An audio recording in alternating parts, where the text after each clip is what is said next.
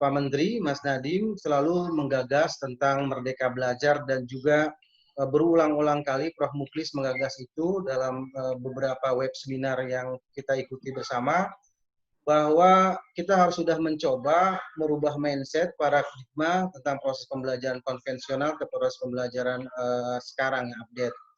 Nah, simpelnya dan secara sederhananya, sebetulnya setiap organisasi ada 3 ranah yang bisa menjadi sukses dan tidaknya sebuah organisasi. Yang pertama, yaitu SDM dari pengelola organisasi tersebut. Itu yang pertama. Karena pengelola SDM itu harus memiliki profesionalisme, memiliki integritas, dan mengerti betul tentang tugas dan tupoksi apa yang akan dituju melalui kesepakatan visi dan misi lembaga organisasi, terutama perguruan tinggi. Yang kedua, lembaga ini akan berjalan kalau sudah ada resource atau keuangan atau anggaran, dan anggaran ini betul-betul terfokus secara rencana yang baik agar semua yang dijalankan dalam proses lembaga tersebut bisa sesuai dengan visi dan misi lembaga akan dituju. Nah, yang ketiga, ini yang tidak kalah penting, yaitu kultur masyarakat dalam sebuah organisasi itu. Jadi kalau kulturnya tidak siap, maka sangat sia-sia yang dilakukan oleh pengelola dengan keuangan yang tadi Pak Mas bilang semakin tahun kita semakin besar untuk anggaran pendidikan, kalau masyarakatnya belum berubah. Dari 3 komponen ini sudah seharusnya kita mendengar dari Prof. Muklis sebagai Itjen dari Kemendikbud untuk mungkin menyampaikan apa saja sih kebijakan-kebijakan kementerian, blueprint-nya seperti apa, apakah ada perubahan secara fundamental atau hanya memberikan perluasan untuk otonomi perguruan tinggi. Dan ini kita kenapa ke arah perguruan tinggi? Karena akan berimbas ke dunia sekolah gitu ya. Karena perguruan tinggi dimulai, maka di situ nanti menjadi sebuah think tank untuk dijembatani atau ditularkan ke dunia sekolah baik SMA, SMP maupun SD. Nah, waktu kami minta kepada Prof. Muklis kesediaannya untuk memberikan pencerahan kepada kami, pada Prof. Muklis kami persilakan. Baik, terima kasih Pak An. Assalamualaikum warahmatullahi wabarakatuh. Waalaikumsalam warahmatullahi wabarakatuh. Teman-teman semua, minal aidin wal faizin, maaf lahir batin. Hari ini tadi saya menjelang maghrib ditelepon Pak Matsus. Pak Matsus mengatakan, Bang kita Zoom untuk diskusi, Wah. Kapan sebenarnya? Oh malam ini ya sudahlah jam 8 lah gitu. Kalau dadakan mungkin kita bisa lah. Apalagi lagi WFH. Diskusi yang disampaikan kepada saya itu temanya LPTK. Ya. Pakai bahasa yang agak bombastis sedikit sebagai epicentrum gitu, pendidikan nasional. Ya, kita pakai aja lah tema itu walaupun tema itu sangat blur gitu. Tadi saya ingin mulai dengan pemahaman kita tentang anggaran pendidikan supaya teman-teman kalau membuat analisis, komentar harus betul-betul paham tentang apa yang dimaksud dengan anggaran pendidikan. Undang-Undang Dasar mengatakan bahwa 20% anggaran pendidikan itu selalu setiap tahun ada di dalam APBN. Itu undang-undang. Sehingga makin besar APBN, angkanya akan semakin besar. Pada tahun 2020 ini, anggaran pendidikan itu hampir mencapai 500 triliun lebih. Nah, tetapi teman-teman harus tahu 500 triliun itu bukan anggaran pendidikan yang digunakan untuk pendidikan tok. Di dalamnya itu ada gaji. Ya kan? Gaji guru, gaji segala macam. Ya. Di dalamnya itu ada alokasi untuk sekolah-sekolah kedinasan. yang menyelenggarakan fungsi pendidikan. Saya ulang, yang menyelenggarakan fungsi pendidikan. Kalau kementerian punya pusdiklat, kementerian punya sekolah tinggi, yang lain di luar Dikbud, itu masuk anggarannya di situ. Masuk di situ. Ya. Nah, yang ditransfer ke daerah dari 500 triliun itu 63%. Anda hitung aja tuh berapa ratus triliun kira-kira. Itu masuk ke daerah, ke dinas-dinas. Ya, mestinya kalau kita mengikuti undang-undang, Pemda itu harus mengalokasikan 20% juga dari APBD-nya. Logisnya begitu. Tetapi sampai saat ini hanya 1-2 Pemda yang melakukan itu. Yang lainnya dia menampung 20% anggaran pendidikan pusat yang ditransfer ke daerah. Jadi dia sebetulnya harusnya on top dari anggaran APBD-nya, 20% dari APBD. Sekarang justru dia nunggu 20% dari pemerintah pusat, itulah yang digunakan. Bahkan seringkali mereka APBD-nya itu tergantung juga kepada anggaran pendidikan ini. Sehingga ketika sampai di daerah, karena dia masuk dalam basket APBD, maka bisa dikotak-katik itu. Yang harusnya untuk pendidikan, tiba-tiba dia pakai aja untuk jadi bikin jalan, atau bikin itu, bikin ini, bikin itu. Karena sudah masuk basket APBD. Itu problemnya. Nah, sedangkan yang dikelola oleh Dikbud itu hanya 75 triliun. Ya, yang dikelola oleh Dikbud itu hanya 75 triliun. Ya. Bahkan ini 75 triliun itu sudah masuk Dikti ya, yang baru. Kalau dulu sebelum masuk Dikti 35 triliun Dikbudnya. 40 triliun itu sekitar 40 triliun itu di Dikti. Sekitar 50 triliun itu ada di Dekpang. Di Kementerian Agama. Ya, dan kementerian-kementerian lain. Dan sebagian lagi ada di BUN. Bendara Umum Negara. Untuk apa itu? Untuk cadangan pendidikan, LPDP, apa segala macam. Jadi yang 20% dari APBN itu tersebar di mana-mana. Jadi jangan sampai ada di pikiran kita seolah-olah 20% dari APBN itu khusus untuk operasional penyelenggaraan pendidikan. Kalau itu terjadi, hebat Indonesia. Tapi ini sekarang kan bukan. Ada gaji, ada tunjangan guru, ada tunjangan profesor, ada macam-macam itu di situ. Ya. Nah, di situ. Sehingga apa yang dimaksudkan dengan anggaran pendidikan itu tidak pure. Dia menyangkut untuk memperbaiki pendidikan. Itu satu pemahaman yang harus kita ingat.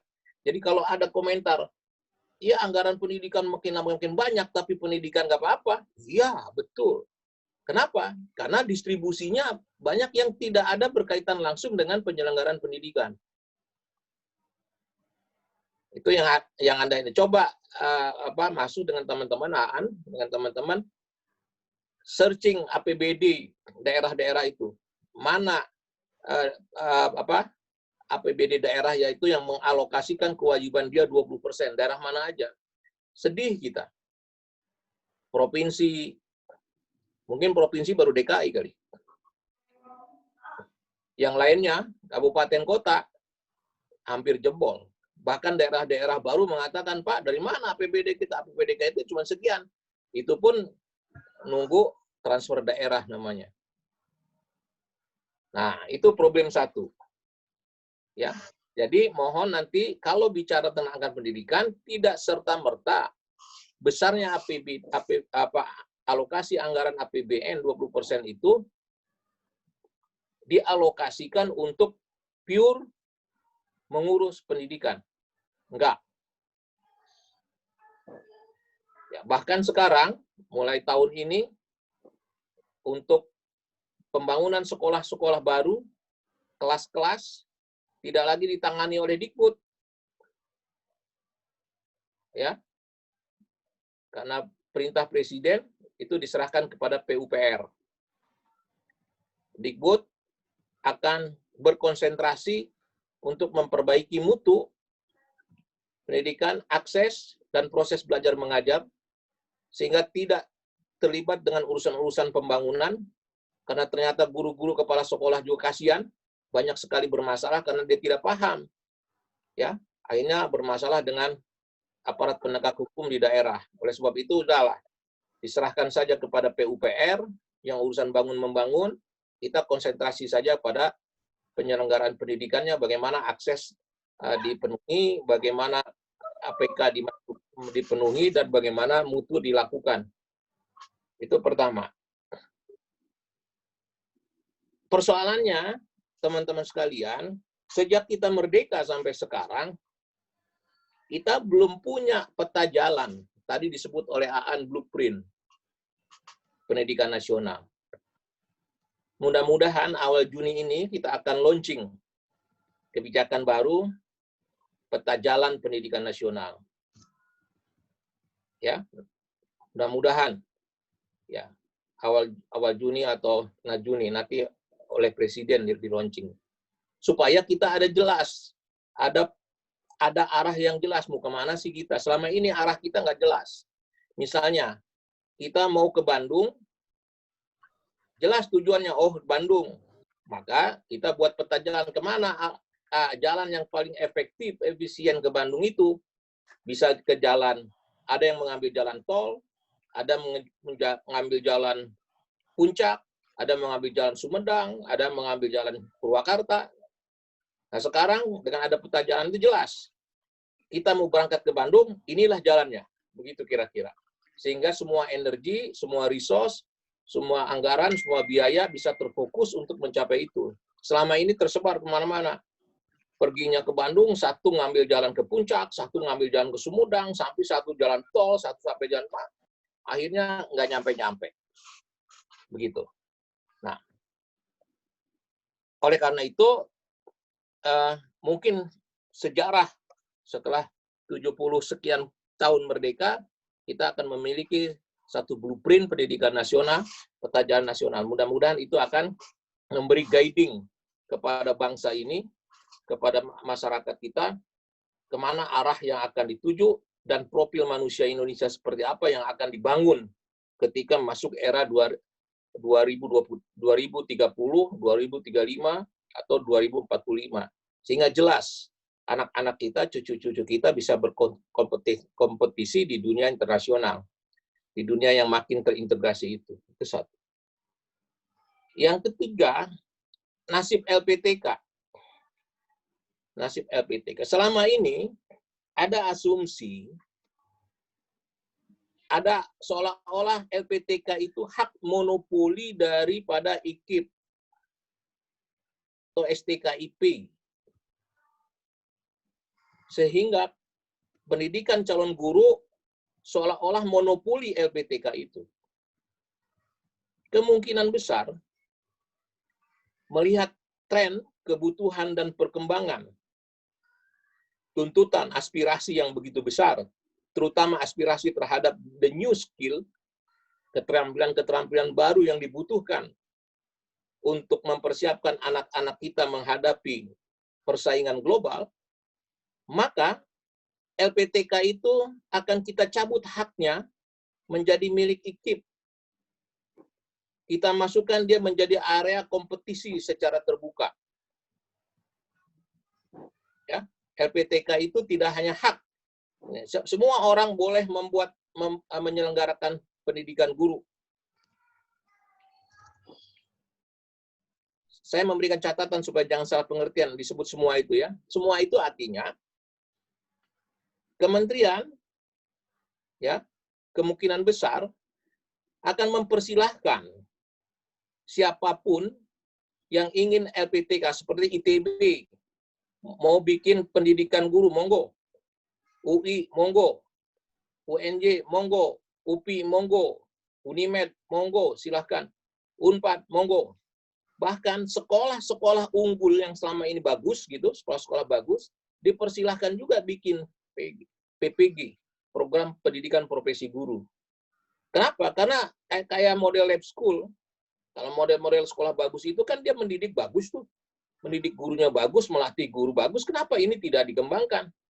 Selama ini ditangani oleh LPTK yang 12 IKIP, mantan IKIP dan 29 FKIP, hasilnya seperti ini. Apalagi direcoki oleh STKIP Kurem yang entah apa-apa. Justru itu yang mendominasi sekarang guru-guru yang lulusan-lulusan LPTK yang bagus-bagus kayak IKIP, kayak FKIP kalah bersaing di daerah. Nah, oleh sebab itu besok trennya tidak boleh setiap orang bisa menjadi guru. Tidak boleh setiap orang bisa menjadi guru, apalagi jabatan guru itu dianggap jabatan yang bisa dimasuki oleh setiap orang, dan kalau tidak masuk kemana-mana menjadi safety valve. Dia masuk aja jadi guru. Akhirnya yang masuk jadi guru bukan orang-orang terbaik. Orang-orang yang ancur-ancuran. Nah, besok nggak bisa lagi begitu. PPG akan menseleksi itu. Dan fully supported by government. Yang masuk PPG itu akan diberi beasiswa penuh 1 tahun oleh pemerintah. Gitu. Oleh sebab itu, pergantian guru nanti akan dikendalikan. Tidak bisa lagi Pemda ngangkat sendiri, gitu ya, atau sekolah ngangkat sendiri, akan dikendalikan. Sehingga guru itu bukan dimasuki oleh sembarang orang, nggak diterima di mana-mana, jadi guru aja gitu. Akhirnya pendidikan kita mutunya seperti ini. Karena yang mendidik itu. Jadi tidak sesuai dengan teori apa yang kita pelajari di kampus kita. Bahwa guru itu harus punya passion, guru itu harus punya bakat, minat, segala macam. Guru itu harus menguasai konten. Nah, sekarang itu hilang. Sebagian kecil guru yang seperti itu, yang menguasai konten, yang punya critical thinking, yang inovatif, yang kreatif, kecil, sebagian kecil. Tapi yang didominasi adalah guru-guru dari lulusan-lulusan dari sekolah-sekolah, ya maaf cakap ya, kurang bermutu. Nah, ke depan itu akan kita perbaiki. Sehingga LPTK itu dikompetisikan. Siapa tahu misalnya ada sekolah bagus, semua sekolahnya bagus. Usul aja jadi PPG. Nanti kita lihat hasilnya bagus. Begitu hasilnya bagus, kita support. Hasil calon guru yang di calon guru. Karena PPG ini bersifat setelah S1 ya. Setelah S1. S1-nya dari mana aja boleh. S1-nya boleh dari ITB, S1-nya dari UI boleh, dari Unpad boleh, dari Unhas boleh, dari mana aja lulusan boleh. Begitu dia masuk guru, masuk PPG. Nah, misalnya di sekolahnya dinyatakan PPG, masuk aja ke situ dia. Sekolah bagus. Kalau hasilnya bagus, diangkat. Gitu. Jadi nanti ada hidden curriculum di situ. STKIP yang buram tidak akan lagi diminati oleh orang. Dengan sendirinya dia akan tutup. Kalau sekarang kita suruh tutup, marah. Ya kan? Nah, baik yang menutup masyarakat. Siapa masyarakat itu? Kompetitor, kompetisi. Kan tidak mungkin saya memasukkan anak saya kepada satu institusi pendidikan guru yang tidak kredibel. Ngapain masuk itu? Udah lulus nggak jadi guru gitu loh. Karena jadi guru sekarang dikendalikan.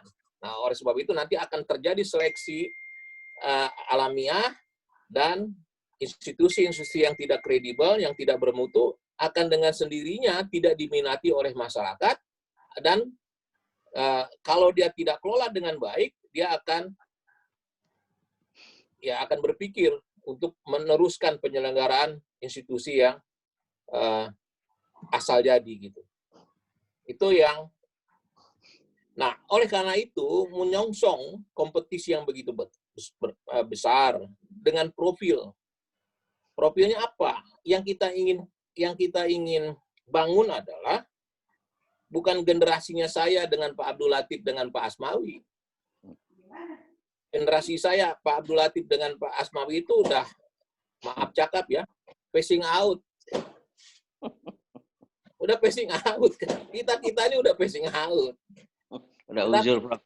Nah, tetapi yang kita persiapkan adalah untuk anak-anak kita, untuk cucu-cucu kita yang akan berkompetisi tahun 2030, yang akan berkompetisi di tahun 2035. Saya sering pakai istilah gini, ini generasi Nadiem 20 tahun yang akan datang, gitu kira-kira. Itu kira-kira. Nah, oleh sebab itu kebijakan yang kita lansir sekarang itu adalah kebijakan untuk memberi emplasement, pelataran yang cukup supaya anak-anak generasinya, generasi Nadiem ke bawah, dia bisa berkompetisi secara internasional karena dunia sudah semakin terintegrasi. Jadi yang dipikir adalah keterampilan atau skill atau pengetahuan apa yang dibutuhkan di sana. Berdasarkan studi-studi, maka ada beberapa keterampilan penting di situ. Misalnya critical analysis, critical thinking. Anak-anak kita diajar lagi critical thinking, bukan lagi hafalan. Maka cara kita mengajar yang hanya memberikan hafalan ke anak-anak sudah harus kita tinggalkan. Metode mengajar yang menghambat critical thinking atau analytical thinking yang harus kita tinggalkan. Justru sekarang guru-guru, ya, dosen-dosen harus memberi ruang yang luas supaya anak bisa berpikir kritis, kreatif, analitik, inovatif. Oleh sebab itu, ujiannya pun tidak bersifat sumatif. Ujiannya bersifat formatif. Karena ujiannya bersifat feedback untuk perbaikan mekanisme proses belajar mengajar. Bukan sumatif. Kalau sumatif, judgment, lulus tidak lulus. Nah, itu. Ini perkembangan-perkembangan. Sehingga metodenya macam-macam. Guru diberi kemerdekaan untuk mengembangkan metode, baik yang sudah ada maupun hasil risetnya atau hasil eksperimentasinya, hasil pengalamannya. Kalau saya mengajarkan ini, maka metodenya begini. Jadi tidak ada lagi monoton harus metode begini, satu, nggak ada. Tidak ada single methods gitu. Jadi Pak A bisa mengajarkan tema A dengan membaca, bisa juga tema B dengan main-main sambil main di lapangan. Atau tema C mengajak ke museum. Atau tema D dengan nonton film. Terus dibahas. Atau dikasih portofolio. Ini mah di portofolio aja ditugaskan. Nah, keputusan itu ada merupakan otonomi seorang guru. Silahkan guru melakukan, menginisiasi berbagai macam metode kreatif yang memungkinkan anak menemukan passion dan talentanya. Sebab begitu ketemu passion dan talentanya, anak akan mengatakan, itulah dia, aha moment, gitu loh. Ini dia. Cobalah kita kalau dosen yang ngajarnya enak, itu kan langsung klik gitu. Nah, kliknya ini sekarang yang seringkali tidak terjadi. Nah, itu yang diinginkan. Oleh sebab itu, LPTK ke depan tidak lagi LPTK konvensional. LPTK konvensional. Jangan lagi jadi seperti itu. Dia harus bisa berani berkompetisi. Siapa yang bagus, itu yang di-endorse. Nah, tren keahlian dan keterampilannya itu dilihat. Nah, kita melakukan studi ya dari berbagai. Kalau di Kemendikbud itu dilakukan studi itu. Studi di beberapa negara, dari mulai negara yang sudah established, Finlandia, Denmark, sampai Jerman, sampai segala macam. Jadi ada beberapa yang penting. Misalnya critical thinking, ya kan? Analytical thinking, inklusivisme. Anak-anak kita itu harus bisa menjadi warga dunia. Dia tidak boleh lagi hanya mengurus dirinya sendiri dan orang lain nggak ada. Dia harus bisa bergaul dengan berbagai macam Power bank. bermacam latar orang lain, status sosial orang lain. Dia harus bisa menghargai, harus bisa duduk. Itu yang oleh Friedman dikatakan the world is flat. Dunia ini datar. Mengapa dia bilang datar? Kalau Anda ingin bertemu dengan orang Cina, orang Eropa, orang Amerika, orang bule, orang hitam, Anda nggak usah pergi ke sana, ke Amerika. Anda cukup duduk di Starbucks. Itu mereka ada semua di situ. The world is flat. Dunia ini flat. Dan karena di situ macam-macam ada, maka kita harus bisa bergaul dengan mereka. Itu. Kita nggak bisa lagi mata lu hitam lu. Wah, lu bule lu. Nah, itu artinya bukan warga dunia itu. Jadi global citizenship itu menjadi salah satu ini. Nah, global citizenship ini baru bisa diwujudkan kalau pendidikan kita bersifat inklusif. Pendidikan kita harus bisa terbuka, inklusif. Jangan hanya isinya orang pintar semua. Atau orang yang kayak lab school, orang kaya semua yang bisa itu. Ya pintar semua. Satriawan tuh paling enak ngajar tuh. Tidur aja dia bisa, kerjaan ini. Pintar anak ya, orang anaknya udah pintar, udah punya komputer, udah punya ini segala macam. Makanya lab school bagus. Coba sekarang, kalau diisi oleh anak-anak yang latar belakangnya plural. Ada anak yang dari pasar sore gitu, yang mungut sampah masuk situ, ya kan? Ada yang miskin itu, ada yang kaya raya, ada yang anak isi kan. Coba ngajar gitu, ngajar anak yang plural. Guru punya tantangan yang berat, ya. Nah, ketika kita melakukan zonasi, ketahuan tuh guru-guru yang kemarin dianggap sekolah unggul, ternyata gurunya tidak unggul. Yang unggul adalah intake-nya. Gurunya mengalami kesulitan ketika siswanya menjadi plural, multikultur. Kalau kemarin kan homogen semua, sekarang heterogen. Begitu heterogen, bingung dia. Waduh, ini kok masih begini, ini masih begitu. Nah, itu kelihatan. Ya, oleh sebab itu, zonasi kita buat. Salah satu tujuan zonasi itu supaya semua sekolah bagus. Semua murid tidak ada yang tidak sekolah. Jangan sampai ada anak kita rumahnya di jalan Pelaju misalnya, di situ ada sekolah, tapi karena dia tidak berprestasi, dia tidak bisa masuk sekolah bagus di situ. Dia pergi 7 km di luar sana. Ini aspek ketidakadilan menjadi penting. Ya. Jadi adil, jadi sekolah-sekolah kita harus adil. Jadi setiap kepala sekolah sekarang secara diam-diam ditugasi untuk memastikan bahwa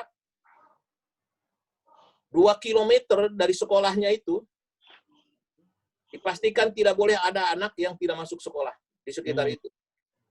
Kalau ada yang tidak masuk sekolah, kepala sekolahnya kena sanksi. Ya, tidak boleh lagi ada anak-anak kita yang tertinggal di jalanan segala macam gara-gara dia tidak masuk karena sekolahnya bagus, sekolahnya unggul, terus dia tidak bisa masuk ke situ. Padahal education for all. Itu. Nah, ya di situ di pojokan. Nah, sehingga dengan jangka panjang sekolah bagus semua. Nggak ada lagi yang disebut sekolah unggul, nggak ada lagi yang disebut sekolah favorit. Semuanya favorit, semuanya unggul, semuanya bagus. Itu yang kita inginkan. Semuanya punya akses. Dan itulah yang mengatakan negara punya kewajiban untuk mendidik anak-anaknya di sekolah terbaik, bukan di sekolah jelek. Tuh. Pemerintah negara itu tanggung jawabnya. Jadi untuk melakukan ini maka diberi kemerdekaan. Kemerdekaan itu apa? Selama ini dirasakan banyak keluhan yang datang. Ya kita cobalah diuji itu. Kan sering kita ngeluh, ini banyak bener sih administrasi, ngurusin administrasi aja. Ya kan? Mau ngasih tunjangan profesi guru aja syaratnya macem-macem. Ya kan? Mau naik pangkat aja syaratnya macam-macam.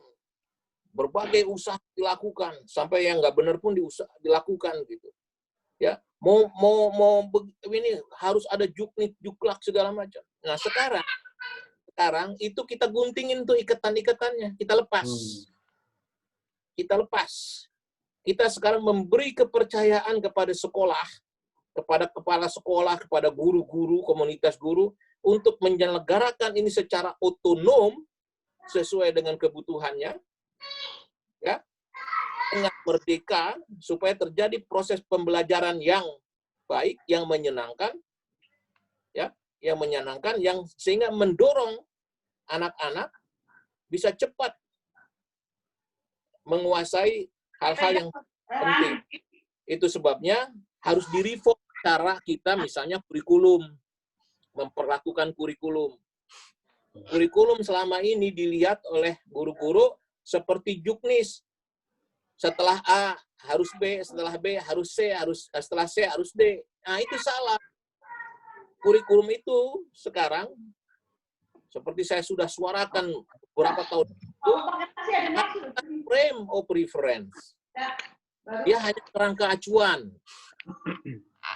Guru yang punya otoritas, guru yang otonom, yang menilai, menerjemahkan tema-tema mana yang perlu diperkuat dan diajarkan langsung oleh guru dengan metodenya sendiri oleh mereka, gitu. Dan tema mana yang memang tidak perlu diajarkan langsung, cukup dikasih extra puding. Extra puding itu artinya suruh belajarlah anak, suruh baca buku, suruh nonton film, report gitu. Nah, tetapi yang harus diajarkan yang menjadi prerequisite. Kalau kita tidak ajarkan dengan bagus, anak ini tidak akan bisa masuk ke ilmu berikutnya. Itu yang diajarkan mestinya. Tapi kalau yang hanya insight, bagaimana peta antara Jakarta ke Anyer, yang nggak usah diajarin, suruh aja dia bikin portofolio gitu loh. Apa di sana dicari, ditugaskan begitu. Yang diajarkan itu adalah cara berpikir kritis, berhitung. Nah, itu yang diminta oleh visa sebetulnya. Itu yang diminta. Literasi numerik dan literasi TEM. Nah, ini yang kemarin kita tidak ajarkan. Oleh sebab itu, sebetulnya kurikulum kita harus dilakukan perbaikan. Termasuk juga harus kita jawab, apa benar mata pelajaran kita ini sebanyak ini? Kita sedang bertanyakan itu sekarang. Jangan-jangan kita tidak perlu mata pelajaran kita sebanyak ini. Saya kasih contoh. Ya, saya dulu belajar sinus kosinus di SMA. Saya itu. Tapi kan nggak kepake sampai saya sekarang jadi guru besar. Terus buat apa saya itu? Tapi mungkin untuk Pak Budi penting sinus kosinus itu. Jadi kalau memang untuk Pak Budi penting, kan aja kepada anak-anak yang memerlukan itu karena dia mau karir fatnya ke situ. Tapi bagi saya sebagai sosiolog tidak perlu belajar itu. Tetapi saya dengan Pak Budi mesti tahu apa? Mesti tahu bagaimana berhitung. Kalkulasi, berpikir rasional, melakukan analisis. Nah, jadi yang diajarkan itu adalah bagaimana cara melakukan analisis, cara mengkalkulasi, cara berpikir rasional, cara begitu. Tidak usah ilmu ukur ruang, karena bagi saya ilmu ukur ruang tidak, tetapi penalaran bagi saya sangat penting. Itu. Pak Budi juga begitu, penalaran penting. Sebab Pak Budi sebagai seorang insinyur, dia juga harus tahu cash flow, Pak. Betul nggak? Harus tahu cash flow. Bagaimana profesi insinyurnya itu, kalau digunakan di luar, dia kan ada apa pemasukan, bagaimana menghitungnya, bagaimana menghitungnya. Sarjana itu. Begitu juga sarjana pendidikan. Dia harus paham itu. Nah, pemahaman ini yang disebut penalaran. Jadi, yang harus kita buat adalah aspek-aspek penalaran. Jangan lagi aspek hafalan. Ya, kalau kalau anak-anak kita masih disuruh ngapal-ngapal, nah gitu, udah out of date. Misalnya begini, ada satu kejadian menarik. Saya sering kasih contoh begini. Ya, ini terjadi di universitas makan. Satu saat anak bercerita begini, Pak, tadi saya menegur dosen. Kenapa dosen? Dosen itu mengajarkan MEA, Masyarakat Ekonomi ASEAN. Dia mengajarkan berdasarkan teks. Biasalah kayak di kita gitu dulu kan, dibaca gitu per teks. Tiba-tiba si anaknya anak milenial. Dia buka laptopnya, iPad-nya, dia masyarakat ekonominya, dia cek real time apa yang diajarkan oleh dosennya dengan apa yang ada di situ. Terus dia bilang, Bu, Pak, itu salah tuh Pak. Yang dimaksud ekonomi masyarakat ekonomi ASEAN itu bukan itu. Di depan kelas. Enggak kan? Kaget. Ini loh Bu, ditunjukin. Ini loh Pak. Yang dimaksud dengan masyarakat ekonomi ASEAN. Jadi Bapak tuh salah ngajarnya. Bayangkan.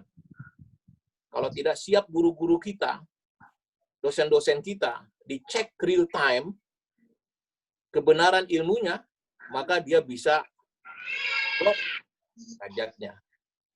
Nah, artinya sekarang, kelas itu harus belajar bersama. Kalau kita nggak ngerti, ya sudah kita belajar sama-sama anak-anak kita. Karena anak-anak kita itu jago. Nah, oleh karena itu posisi guru tidak lagi menjadi sumber ilmu pengetahuan. Posisi guru menjadi fasilitator ilmu pengetahuan. Karena sumber ilmu pengetahuan bisa diperoleh di mana saja. Di YouTube, di mana lagi? Banyak lah. Ya, sumber ilmu pengetahuan itu. Jadi guru harus menjadi fasilitator, dosen dan guru jadi fasilitator, tidak menjadi lagi satu-satunya sumber ilmu pengetahuan, karena sumber ilmu pengetahuan itu dimanapun ada sekarang. Nah, oleh karena itu, makanya di-launching-lah Kampus Merdeka, supaya inovasi, kreativitas itu berjalan, dan tidak lagi jumud. Kalau ada sesuatu yang baru, menolak, ya kan? Nah, oleh karena itu diperlukan ada perubahan mindset. Perubahan mindset inilah yang agak berat. Karena apa? Ini enggak cespleng kan? Perubahan mindset itu harus betul-betul dilakukan sedemikian rupa supaya kita mengubah cara berpikir, cara bertindak, cara berpikirnya. Seperti juga kalau kita memperlakukan hanya gini, mindset itu ya. Pak Aan sekarang pakai minuman Bapak. Minum. Berarti Pak Aan baru akrab dengan Samsung kalau Pak Aan memahami kultur Samsung. Cara operasi Samsung. Cara kerja Samsung. Cara mengoperasikannya itu. Tetapi kalau Pak Aan mau pakai iPhone, maka Pak Aan harus menyesuaikan diri dengan kultur iPhone.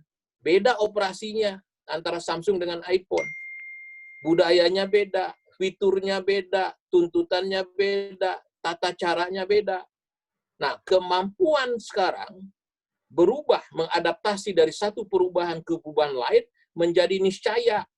Oleh sebab itu, kalau ada anak-anak kita tidak memiliki kemampuan adaptif, fleksibilitas terhadap perubahan situasi, maka anak-anak kita akan kalah, akan ditinggalkan oleh zaman. Karena perubahan di sana begitu sangat cepat. Nah, itulah yang sebetulnya diharapkan. Jadi, kami di kementerian sedang mempersiapkan itu. Oleh sebab itu, kalau menilai kebijakan itu, jangan perspektif saya. Kalau saya menilai kebijakan itu dari persepsi saya, dari subjektivitas saya, pasti nggak akan ketemu, nggak kompatibel. Karena memang zamannya beda. Yang dipersiapkan itu jauh untuk ke depan. Ya, jadi kalau saya nilai dengan persepsi saya, dengan kultur zaman saya, pasti nggak sama. Nggak sama. Misalnya saya kasih contoh. Ya, perdebatan masa depan itu biasa aja. Kalau dulu kita mendebat dosen, marah. Dosen. Sekarang dosen marah begitu, ditinggalin, nggak didengerin. Ya kan? Ya. Nggak dengerin. Sekarang anak-anak ya pakai bahasa-bahasa simbol dan segala macam. Manggil dosennya aja Mas. Ya kan? Manggil bapak dia bilang, "Wah, ini kok jadul amat." Beda sama sekali ya kayak gitu. Jadi perubahannya sangat beda sekali sehingga kita harus menyiapkan guru-guru kita, dosen-dosen kita juga beradaptasi dengan perubahan-perubahan baru itu. Itu saya kira pengantar saya, mudah-mudahan bermanfaat kepada teman-teman. Silahkan kalau ada yang ingin menanggapi atau menyarankan apapun. Terima kasih. Assalamualaikum warahmatullahi wabarakatuh. Waalaikumsalam warahmatullahi wabarakatuh. Alhamdulillah. Beberapa hal ya dari Prof, luar biasa. Apa yang telah disampaikan, poin-poinnya cukup jelas. Hanya saja kita sangat mengharapkan dan ingin tahu lebih cepat gitu ya, bagaimana blueprint yang akan di-launching oleh Kemendikbud, karena desain itu semuanya yang dibicarakan Prof adalah tertuang di blueprint. Nah, dalam pikiran saya, mungkin nanti akan disambung oleh beberapa pemantik, dalam pemikiran saya, pergantian kurikulum, sampai sekarang kurikulum ke-13, kurikulum Kurtilas, itu semuanya dalam tataran diawali dengan semangat ingin perubahan, ingin perbaikan, gitu kan. Sampai sekarang pun sudah terkuak, kita tidak punya peta jalan dalam konsep pendidikan. Nah, ini baru terkuak sekarang. Saya menganalisis begini, Prof. Ketika sudah memiliki gaya dan pedoman apapun lah yang dari pemerintah, cuma biasanya kelemahan kita di evaluasi dan di pengawasan, baik di tingkat kampus maupun di tingkat sekolah. Karena saya di sekolah, karena berinteraksi di sekolah, saya ngambil contohnya, kita mematok kepada kurikulum 13 dengan segala macam implikasinya. Terus disitulah kelemahan dari proses evaluasi dan pengawasan, baik secara institusi maupun secara kultur ya. Nah, selama ini terutama pengawasan dalam bentuk program kerja yang notabene ke arah tadi anggaran yang kata Prof, 20% itu bukan apa-apa, tapi ketika dimasuk sekolah nggak segitu gitu, nggak sedahsyat yang kita bayangkan gitu kan.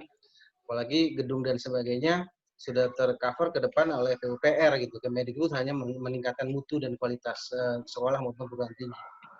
Nah, bagaimana peran yang terbaru mungkin di blueprint mengenai konsep pengawasan dan evaluasi yang bisa dilakukan di setiap satker gitu. Kita tahu ini sangat penting supaya manajemen pengelolaan di sebuah lembaga, baik perguruan tinggi maupun sekolah, itu satu sisi tidak ada ketakutan dalam proses mengambil kebijakan, baik di anggaran maupun di pedoman-pedoman yang lain, atau di satu sisi dia nggak sembrono memberikan sebuah keputusan anggaran di luar dari wewenang yang dimilikinya. Itu mungkin satu hal. Mungkin dari Bang Asnawi dulu memberikan tanggapan terhadap apa yang disampaikan Prof. Muklis pada Kanda Asnawi. Kami persilakan.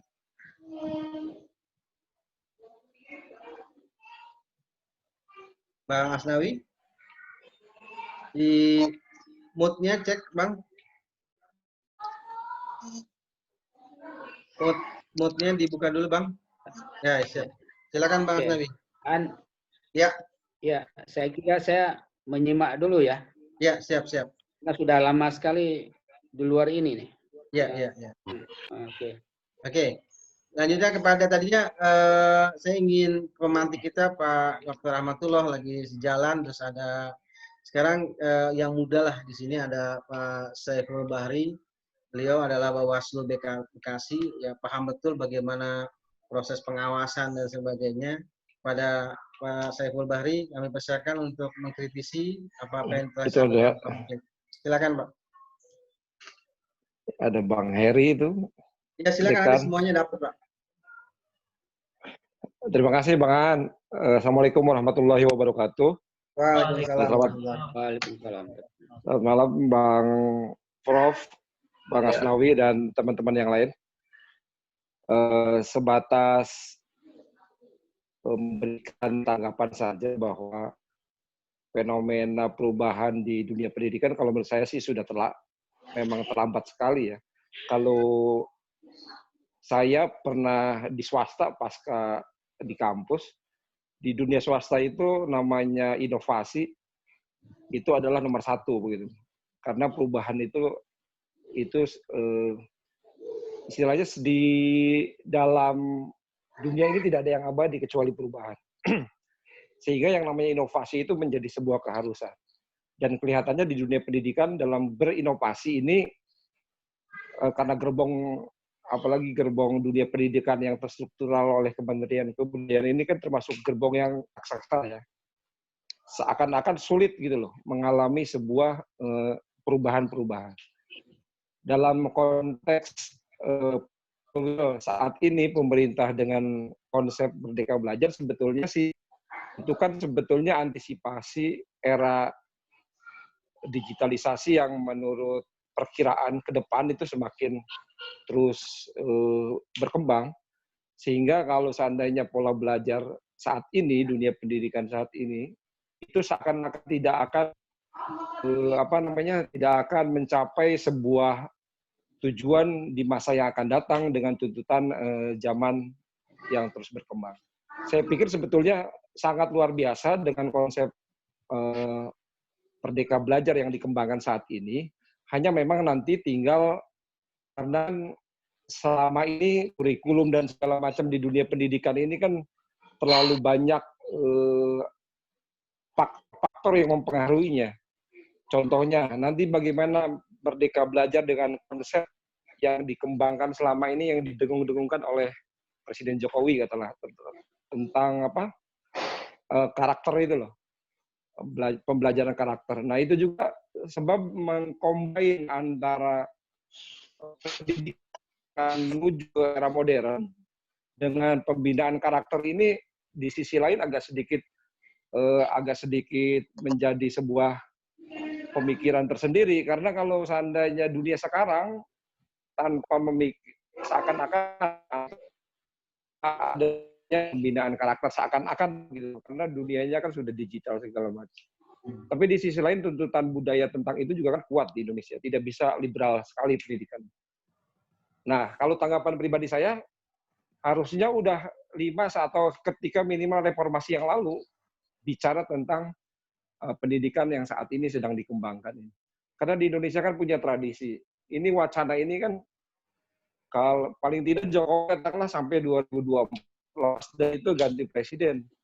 Khawatir ganti lagi nih kebijakan. Sehingga akhirnya sebelum nanti menjadi konsep katakanlah berupa undang-undang atau berupa apa gitu ya, nanti khawatir dimakan oleh isu politik yang lain. Mungkin itu aja, dan di Indonesia kelihatannya seperti terus gitu loh, perubahan-perubahan itu. Tapi saya mendukung yang namanya perubahan ini masih di dunia pendidikan, dan emang itu sangat dibutuhkan. Terima kasih Bang Aan. Ya, langsung aja kali Prof ya, tadi 2 pertanyaan dari saya mungkin. Ya, saya kira saya setuju Pak Saiful. Memang perubahan ini mestinya sudah sejak lama kita lakukan. Ya, kita telat, ya. Itu harus kita aku. Ya, kita telat. Nah, oleh karena telat, kenapa telat? Ada berbagai masalah. Misalnya dulu kalau mau eksekusi kebijakan, mikir dulu, ini akan nanti bertabrakan dengan parpol, bertabrakan dengan ormas. Sekarang nothing tulus. Ya, nothing tulus. Ini menterinya anak muda dan udah selesai urusan dapurnya. Gitu loh. Dan tidak ada beban moral, janji-janji kepada siapapun. Nah, karena sehingga dia tidak ada pikiran itu, dia hanya memikirkan bagaimana menyiapkan anak-anak kita supaya bisa masuk kepada kompetisi global dengan skill yang cukup, gitu. Itu memang ada perdebatan, orang menganggap misalnya, oh ini terlalu liberal, di mana pendidikan karakter, di mana pendidikan Pancasila. Kita mengatakan ada pendidikan karakter, justru ya revolusi industri itu salah satu implikasinya adalah kepada masalah-masalah etik dan moral. Dulu orang berdebat, ya kan, dengan bahasa kasar sendiri nyeleneh dianggap kan. Sekarang orang ngomong dengan kasar-kasarnya, sekasar-kasarnya tanpa ada itu kan, karena begitu terbukanya. Nah, kan itu menyangkut etik sebetulnya, etik Iya. bermasyarakat gitu. Tapi sekarang kan tidak. Orang ngejeplak aja blok seenaknya aja gitu. Kan nggak udah kepikir-pikir lain apakah orang tersinggung atau tidak tersinggung, itu urusan belakangan gitu. Nah gitu. Itu kan ada masalah. Oleh sebab itu salah satu yang menjadi dapat sorotan itu soft skill. Soft skill. Ya. Kemampuan di dalam soft skill itu harus ditingkatkan. Kalau di Amerika itu disebut liberal art education. Ya, kalau di kita apa? Ekstrakurikuler. Ya kan? Iya, iya. Asmawi, Pak Aan, Pak Asus bisa begini itu. Ya kan? Ya. Itu bukan urusan akademiknya sebetulnya. Kemampuan soft skill yang dilatih di organisasi-organisasi di luar-luar justru, sehingga kemampuan adaptasi dan fleksibilitas survival-nya itu lebih tinggi daripada ilmunya. Ilmunya itu sebetulnya yang kepake sedikit aja ya. Apalagi kalau sudah mulai fokus gitu ya. Apalagi kalau jadi kemampuan soft skill, membangun soft skill berkomunikasi, membangun kreativitas dan segala macam itu.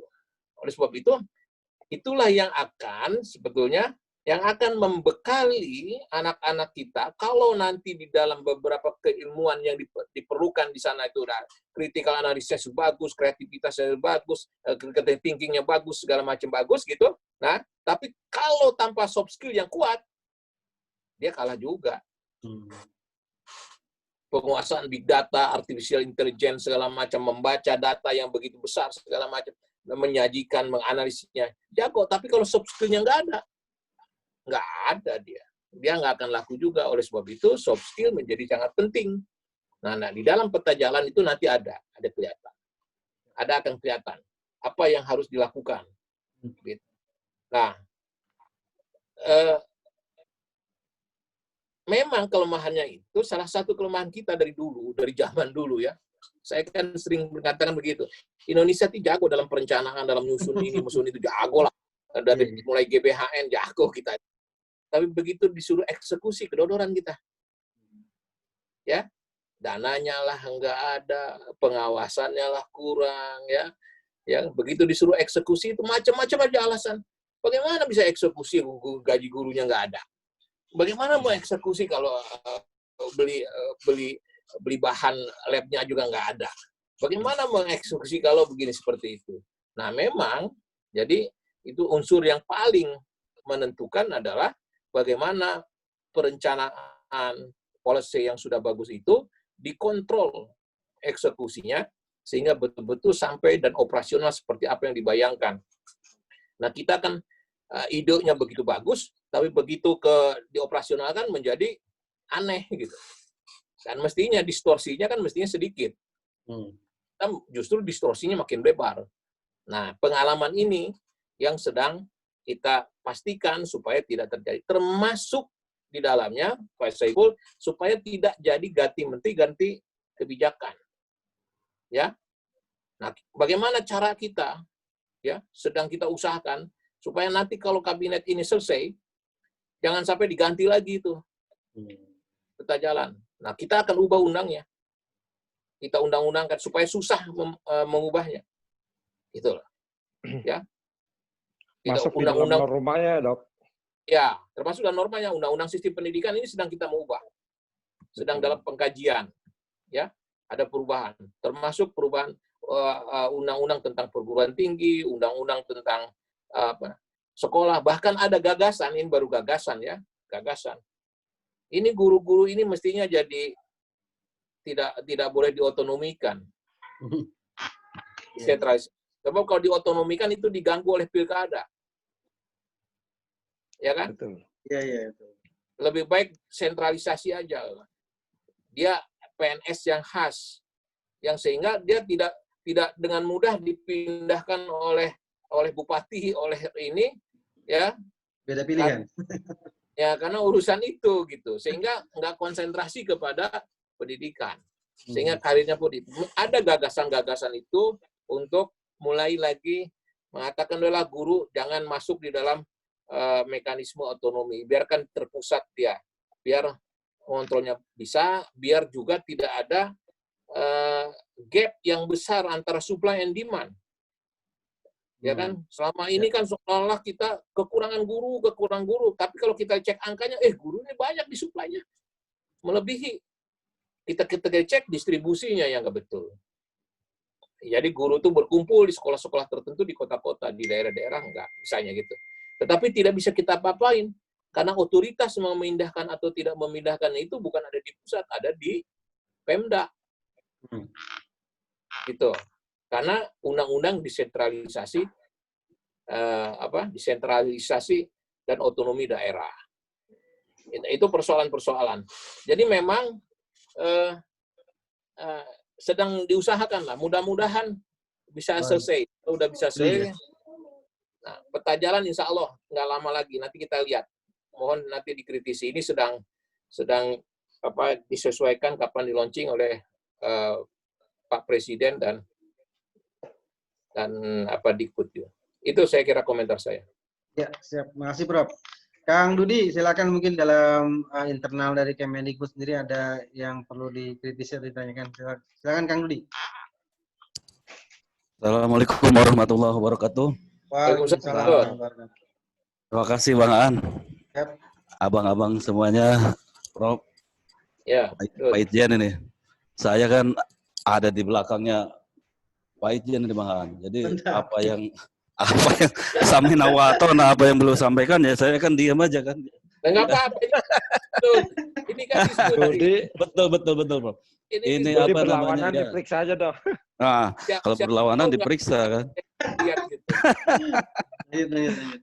Oke, ini Bang, ada beberapa hal yang saya ingin menguatkan ya, karena kan sama sebenarnya bahwa memang telah terjadi proses perubahan yang luar biasa di internal kementerian ya dengan masuknya Mas Menteri ini. Jadi seangkatan-angkatan anak-anak muda ini ada pola-pola yang hampir berubah semua ini, teman-teman semua di sini. Jadi kayak tadi yang disampaikan oleh Prof bahwa ke depan mungkin LPTK ini tidak menjadi mutlak lagi untuk mengcreate guru lagi ya, karena ini sudah mulai kita laksanakan di Dirjen DTK ya, Pak Bang Aan dan teman-teman semua. Contohnya untuk pengembangan peningkatan kompetensi guru, mulai tahun ini kita sudah melibatkan organisasi masyarakat. Nah, jadi kita ada namanya POP, Program Organisasi Penggerak. Aduh, mati ini. Nah, program organisasi penggerak ini harusnya kalau nggak ada COVID ini, kita itu anggarannya itu sekitar 500 miliar. Jadi kita memilih organisasi masyarakat yang memang dia mempunyai kemampuan untuk melaksanakan program peningkatan kompetensi guru itu. Dan karena ada COVID ini, tahun ini kita rasionalisasi karena ada COVID itu sekitar, jadi target tadinya 50.000 guru menjadi sekitar 14.000. Dengan anggaran itu sekitar 200 miliar terakhir kemarin kita nah tetapi perlu hal ini saya pikir menjadi bagus untuk teman-teman yang concern di organisasi masyarakat ya. Ini suatu tantangan baru di mana ini peluang ini bisa dimanfaatkan buat kita semuanya untuk ikut serta di dalam melaksanakan program peningkatan mutu guru ya. Wah, gitu, Man. Sebagai informasi saja untuk kebetulan saya memang ikut di dalam tim ini ya. Kita sekarang sedang menyeleksi ada sekitar 700 proposal yang masuk. Jadi dari sekitar 700 organisasi masyarakat, kita akan seleksi, kita akan klasifikasi ke tiga kelompok. Yang pertama itu gajah. Gajah itu Gajah itu sebagai informasi ya buat teman-teman ini, Mhm. Gajah itu akan mendapat bantuan untuk peningkatan profesi guru ini maksimal 5 miliar tuh, Pak. Hmm. 5 miliar. Jadi sudah sedemikian apa namanya concernnya kita terhadap perubahan ini ya gitu. Artinya Iya. perubahan ini bisa teman-teman sambut itu. Mari kita Siap. teman-teman barangkali nanti di sekolah Bang Aan, karena sekolah Ya. Bang Aan itu kan bisa seperti Ramlis tadi katakan bahwa kita sekarang Pak Menteri ini sekarang sudah membuka akses bagi semua pihak untuk melaksanakan program peningkatan kompetensi guru ini. Gitu. Nah, yang menariknya di dalam program peningkatan kompetensi guru yang akan dilaksanakan oleh organisasi masyarakat ini ada di situ, kemudian ada program PPG dalam jabatan, ada program PPG. Nah, sehingga ke depan bisa benar yang dikatakan tadi Prof, bahwa ke depan untuk program-program itu organisasi masyarakat ataupun lembaga swadaya masyarakat bisa ikut andil di dalam program-program tersebut. Dan perubahan internal ini kami urusnya anak-anak muda ya, anak-anak muda di kementerian ini, Bang. Kita merasa sisi lain kita khawatir benar yang tadi diucapkan Pak Saiful ya, nanti ganti menteri, ganti ini. Ya. Karena ini luar biasa berubahnya dari yang biasa kita lakukan gitu. Tapi kemudian alhamdulillah karena akan ada peta jalan itu, kita jadi bersemangat untuk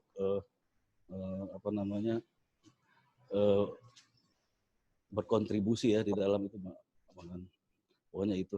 Dan dalam hal ini tentu program-program ini juga diawasi terus, dikawal terus. Kami juga didampingi terus oleh Prof dan timnya. Jadi pokoknya luar biasa lah pendampingannya. Saya sampai berapa kali itu rapat dengan timnya itu, waduh, ini nggak bisa, itu nggak bisa, wah benar-benar.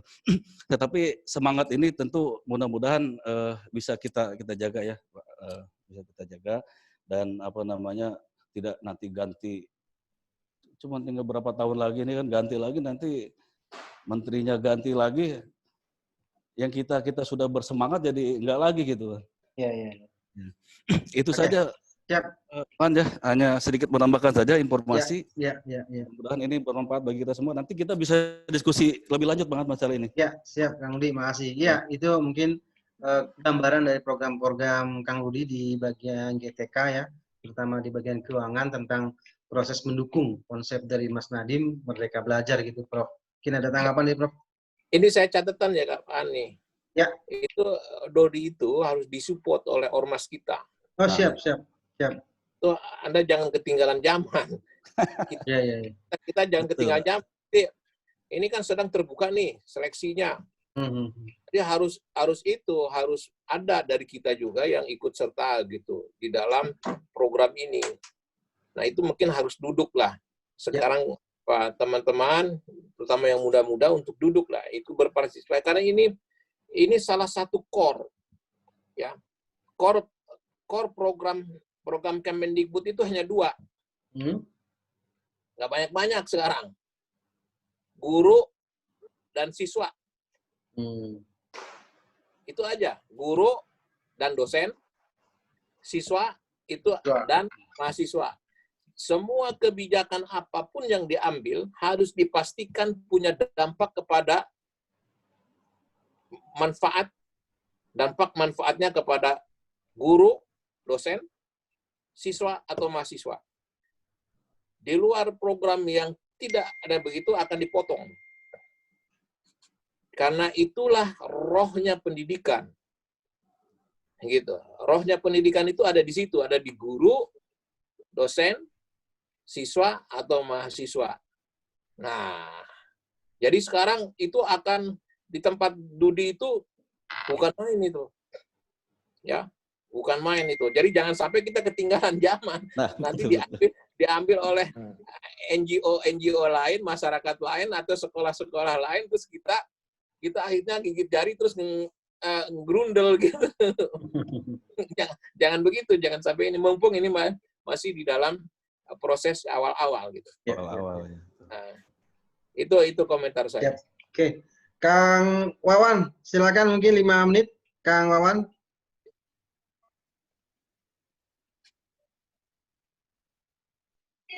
Ya, silakan. Saya Bang An. Ya, silakan. Wan. Baik. Yuk, Assalamualaikum. Waalaikumsalam. Prof, saya Wawan dari UPT-nya Bang Dudi. Saya di P4TK Bispar, Prof. Iya. Ya. Jadi ini coba saya melihat dari perspektif gizi ya, Prof. Karena kebetulan saya sedang ngambil kuliah kembali di gizi. Menarik tadi ada apa? Ada jangan sampai ada yang menghambat peningkatan critical thinking daripada anak didik kita ya. Iya. Ya, ini saya kalau kita ibaratkan intake tadi itu ya, Prof. Intake itu adalah anak didik kita ya. Ya. Kalau itu kita ibaratkan food, makanan, maka ujungnya adalah sehat gitu loh. Maka ujungnya adalah anak didik kita yang cerdas, barangkali seperti itu.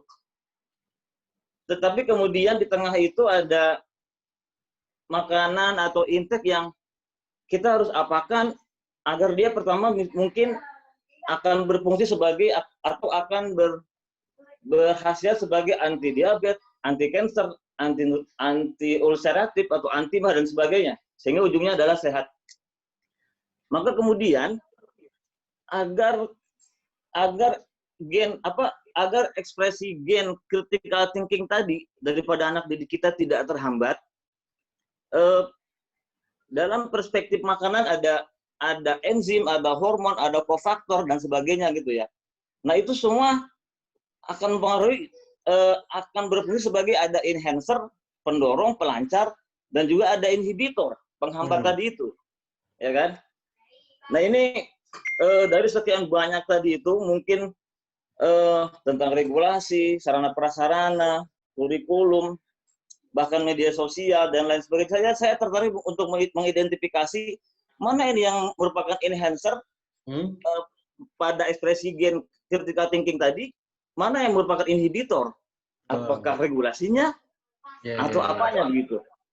Itu aja sih, Prof. Saya. Siap. Ya. Silakan, Prof. Wan, jadi memang sekarang yang justru penting itu sekarang lembaga pemrosesnya. Lembaga pemrosesnya kan intake-nya, masukannya kan calon-calon guru itu masukannya kan boleh dari bermacam-macam. Jadi sekarang dia masuklah ke lembaga yang memproses dia menjadi guru. Nah, disitulah dia harus betul-betul bermutu. Nah, itulah LPTK sebetulnya. Itulah LPTK sebetulnya. Tetapi LPTK kita kan selama ini seringkali tidak fokus. Saya ingin lanjutkan informasinya. Misalnya kita contoh sekarang kepada lembaga kita UNJ ya.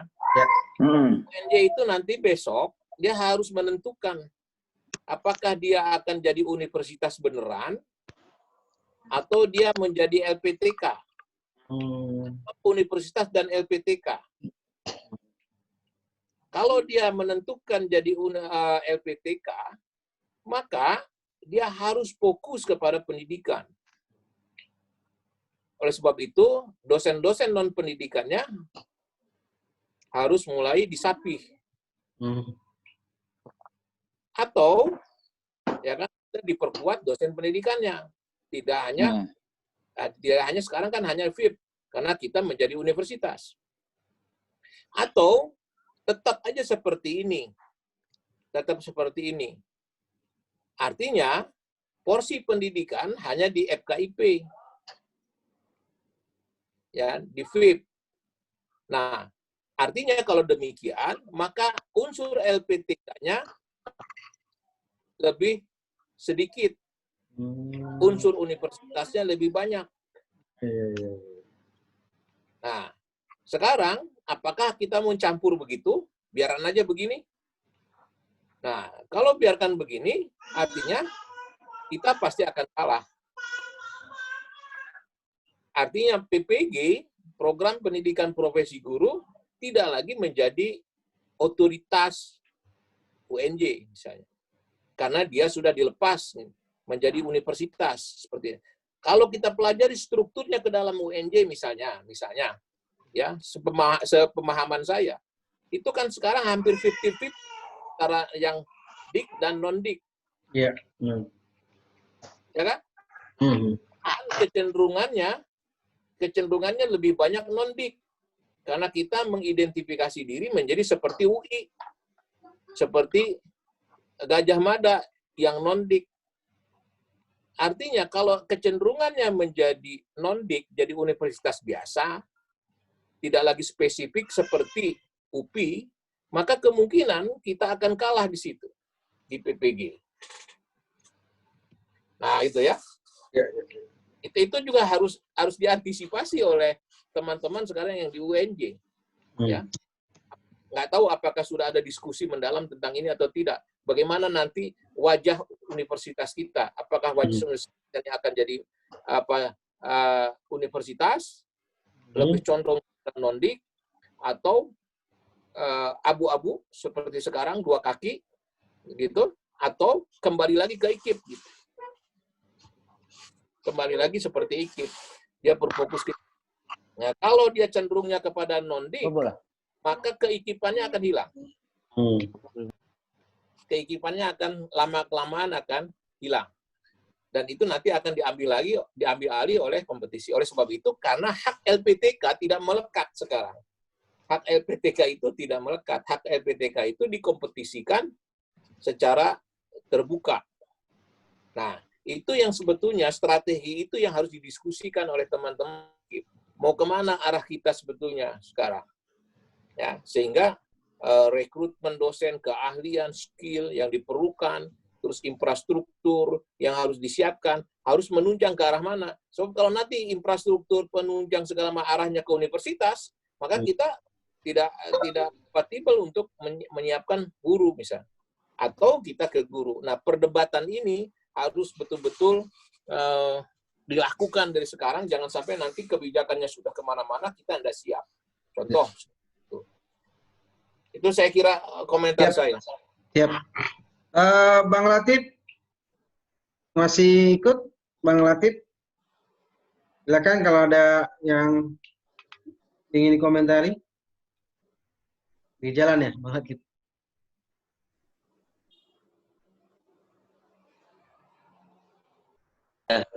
Ya, silakan Bang.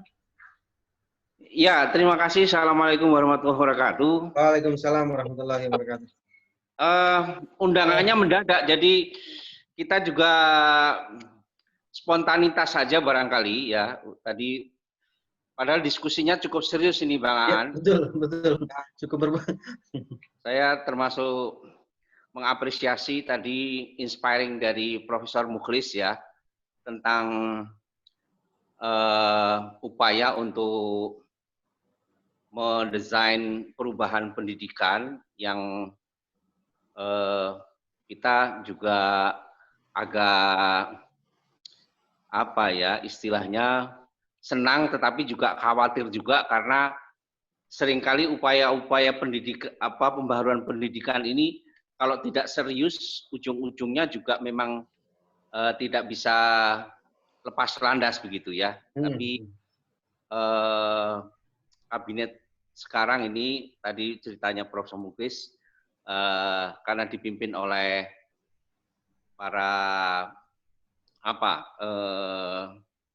petinggi-petinggi yang yang cukup liberal, maka pendidikan akan didorong untuk bisa lepas landas lagi untuk mencapai perubahan-perubahan. Saya cuman akan mengomentari beberapa poin saja. Maafkan kalau tidak terlalu sistematis ya, Bang Aan ya, Ya, karena siap, memang yang kita dapatkan tadi pencerahan dari Profesor Mukhlis itu memang hal-hal yang menyangkut satu ide yang sangat general. Saya menjadi saksi bagaimana exercise lembaga pendidikan di IKIP dulu dicoba oleh pemerintah, waktu itu komandannya Profesor Winarno Surahmat, bagaimana agar IKIP waktu itu menjadi satu produsen daripada guru. Tapi saya juga menjadi saksi sejarah bahwa uji coba pendidikan keguruan waktu itu saya melihat lemah di substansi, tetapi sangat menonjol di dalam diknya. Pendidikannya itu kita sangat piawai, tetapi substansinya kita kalah dengan universitas. Ini tadi ada debat dari Profesor Mukhlis, mana yang akan diambil decision-nya oleh UNJ sekarang, apakah PPTK gitu ya.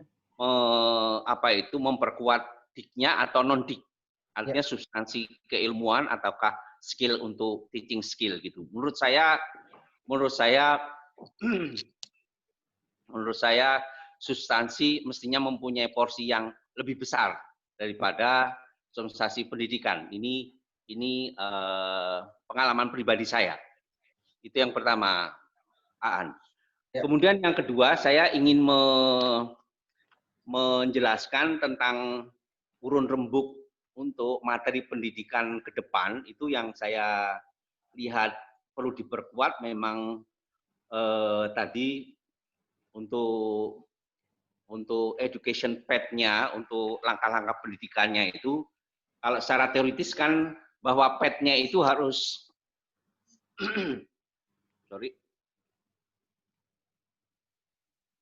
harus kuat untuk mengungkapkan visi misi dan tujuan pendidikan itu secara komprehensif. Kemudian pasti di dalam tujuan pendidikannya itu sendiri, tadi Profesor Mukhlis sudah menggarisbawahi ada karakter yang syarat dengan soft skill, ada kejujuran, ada tanggung jawab, ada kepedulian, ada kerjasama, ada hal-hal yang menyangkut nilai-nilai ya sosial dan sebagainya. Dan yang kedua itu di dalam tujuan pendidikan yang akan diraih, yaitu kedua adalah kompetensi yang kita pahami sebagai technical competence, yaitu yang hard skill yang untuk bisa melakukan pekerjaan di lapangan. Nah, kaitannya dengan mencapai tujuan ini, saya sekarang ambil disertasi juga di UNJ. Antara lain saya juga banyak membahas tentang metode pendidikan ini. Saya ketemu beberapa literatur, research, dan lain-lain. Kelemahan kita ternyata memang metode yang kita pakai dulu tidak nyambung antara dunia kerja dengan dunia yang kita yang matching itu kita tidak dilengkapi itu. Jadi kita banyak ketemu dengan literatur yang disebut dengan yang disebut dengan working kok agak lupa sedikit ya. Jadi bagaimana agar dunia kerja itu digabung dengan kurikulum yang ada di pendidikan itu intinya, sehingga betul-betul kita selesai kerja itu sudah siap dengan melakukan pekerjaan itu sendiri ya. Nah, working skill itu tadi yang pertama saya ingin garis bawahi. Kemudian tadi Profesor Mukhlis juga menyinggung tentang ke depan 35 tahun setelah Nadiem ini jadi menteri, itu kira-kira generasi yang akan disasar. Artinya apa? Artinya sebuah dunia di mana lingkungan yang mereka nanti bekerja pun kita tidak bisa bayangin kayak apa. Karena sekarang saja banyak profesi-profesi yang sudah hilang. Gitu ya. Apalagi nanti. Ini juga memang pertanyaannya bagaimana kita mendesain sebuah pendidikan yang memang memicu orang untuk bisa jadi inovator. Kan begitu ya. Tadi Profesor Mukis bilang, oke, we should be introduce dengan critical thinking, dengan science, dengan teknologi, dengan English, dengan matematik, STEM dan sebagainya. Itu ya yang tadi kita ingin garis bawahi adalah bagaimana menciptakan sebuah pendidikan untuk anak-anak yang tujuannya itu dia menjadi inovator. Ini sebuah kompetensi yang mohon maaf kita dulu nggak pernah diajarin untuk didik orang jadi inovator gitu Bang. Ini saya punya catatan. Saya kira itu dulu catatan saya. Siap. Untuk diskusi ini lebih kurang mohon maaf. Terima kasih. Ya, terima kasih Bang. Ada 3 poin tuh Prof. Ada tentang masalah UNJ, tentang working skill, sama mengenai konsep desain pendidikan. Ya. Sekarang kebijakan sekarang kita ingin menyelesaikan perdebatan antara apakah pendidikan guru itu konkuren atau konsekutif. Kalau konkuren itu artinya anak-anak calon guru dididik mempelajari substansi berbarengan dengan metode pedagogi. Itu konkuren. Sekarang kalau konsekutif itu kuasai dulu materi baru diberi metodologi, metodik didaktik. Itu perdebatannya dari dulu di situ. Sekarang sudah kita putuskan, kita pakai konsekutif. Artinya, intake-nya boleh Anda S1 di mana aja boleh. Tidak usah dari IKIP gitu. Kalau dulu kita kan karena kita konkuren ya kan antara materi, substansi dengan metode didaktik berbarengan. Ya. Nah, sekarang udah nggak gitu lagi kita. Pokoknya sekarang kuasai dulu materi, S1 dulu loh. Ya. Gitu ya. Baru masuk ke PPG 1 tahun, diajarin bagaimana cara ngajarnya metodik didaktik. Nah, itulah yang bersifat konsekutif. Oleh sebab itu, PPG menjadi penting di situ. Makanya nanti misalnya kalau dia mau ngajar matematik, bisa lulusan matematik UI, atau bisa lulusan matematik UNJ, bisa lulusan matematik ITB, bisa lulusan matematik mana saja dari luar negeri. Kalau dia punya passion jadi guru, monggo masuk PPG. Gitu. Silahkan masuk PPG. Bersainglah di situ. Nah, sehingga urusannya kelemahan yang tadi dia sampaikan oleh Pak Budi bisa teratasi. Ya. Bisa teratasi. Selama ini kan metodik didaktiknya jago banget kita itu. Tapi begitu urusan substansi di level semester 6 gitu. Di level semester 6 gitu. Ya kan? Nah, sekarang udahlah kita silahkan semua. Itu sama aja sepertinya. Itu yang pertama. Yang tentang bagaimana sekarang menyikapinya setiap universitas, termasuk UNJ. Ya memang harus didiskusikan dengan baik, dengan matang, supaya sebetulnya kita mau menyelenggarakan pendidikan ini mau kemana arahnya. Atau kita mau jadi ke universitas, atau research university, atau ke LPTK, atau khusus kayak UPI sendiri. Ini yang menguntungkan UPI itu. UPI fokus begitu ya. Dengan begitu jadi dia kuat di situ. Nah, sekarang kita kan masih belum jelas. Nah, itu harus ditentukan oleh kita.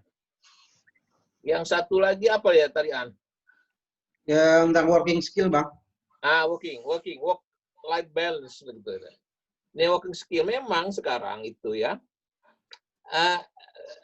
Disparitas antara apa yang diajarkan di sekolah-sekolah kita dengan dunia kerja jauh banget. Jauh banget. Kita sadar itu. Oleh sebab itu di dalam kebijakan Merdeka Belajar, Kampus Merdeka diminta kita, ya, universitas, penyelenggara perguruan tinggi, sekolah, memberi hak, saya ulangi lagi, memberi hak kepada mahasiswa untuk belajar 3 semester di luar universitasnya. Di luar universitasnya. Seringkali oleh Nadiem diilustrasikan begini. Ini kita ini nggak benar. Kenapa nggak benar? Kita menyiapkan orang untuk bertarung di tingkat internasional, tapi diajarin renang satu gaya dan satu kolam renang. Iya, ya. Kolam renangnya tenang, tidak ada ombak, tidak ada ikan hiu, tidak ada ini. Gitu. Paling juara ya. Ya. Padahal anak ini mau diterjunkan di laut, lepas. Ya kan? Yang ada buayanya, ada ombaknya besar, segala macam. Oleh sebab itu sekarang harus dikasih pengalaman anak-anak kita supaya dia bisa punya variasi gaya. Yang bisa dia terjun. Jangan hanya satu gaya aja atau satu situasi saja. Sedangkan situasinya di masa depan itu macam-macam. Oleh sebab itu dikatakan perlu diberi pembekalan supaya mereka merasakan juga mempunyai pengalaman di tempat-tempat yang lain. Dan itu dihitung. Misalnya dia magang di sana, dihitung SKS-nya. Jangan terus magang, dihitungnya nggak magang. Selama ini kan gitu. Jadi orang nggak mau magang. Sekarang dihitung SKS-nya. Dan universitas harus menghitung itu. Dan itu hak mahasiswa. Misalnya satu semester ini Aan mau praktek di Jababeka, monggo, hitung SKS-nya. Besok lagi saya pengen ke UI. Ngambil mata kuliah ini, monggo 1 semester, masuk lagi ini. Nah, terus satu lagi semester lagi saya mau belajar bisnis di perusahaan, monggo dihitung SKS-nya. Gitu. Sehingga dia tetap tidak dirugikan selama 4 tahun itu jadi sarjana. Ya. Itu hak kepada mahasiswa. Tidak boleh universitas tidak mengatur itu. Jadi ditawarkan ke mahasiswa secara aktif. Nah, kalau mahasiswa nggak mau, nggak apa-apa. Dia terus belajar di situ, nggak apa-apa. Nggak apa-apa. Ada juga jalan begitu. Saya pengennya tetap aja di sini, oke. Tapi kalau saya ingin belajar misalnya 1 semester di London, monggo berangkat ke London. Ya kan? Nanti diakui di Londonnya, begitu. Nah, universitas harus membantu, memberikan hak itu. Sehingga dia punya. Jadi begitu nanti lulus, disparitas yang tadi disampaikan oleh Pak Budi itu, bisa makin sempit, gitu. Sehingga begitu dia lulus, nah dia bisa berenang dengan berbagai gaya dan siap dengan situasi ada gelombang besar, ada surut, ada badai, ada segala macam. Itu kira-kira yang diharapkan seperti itu. Nah, pertanyaannya, bagaimana mendesain itu di universitas? Itulah otonomi yang dimiliki oleh universitas. Universitas harus berpikir segera mungkin ke situ. Jangan sampai nanti kita sudah masuk ke sini, tapi kedodoran dia di situ. Kita masih menganggap seperti SKS kayak model dulu aja. Ya kan? Misalnya sekarang, Aan pengen belajar demo, monggo demokrasi gitu. Magang di KPU gitu kan, di tempat Kaipul. Tapi dia bisa menjadi dihitung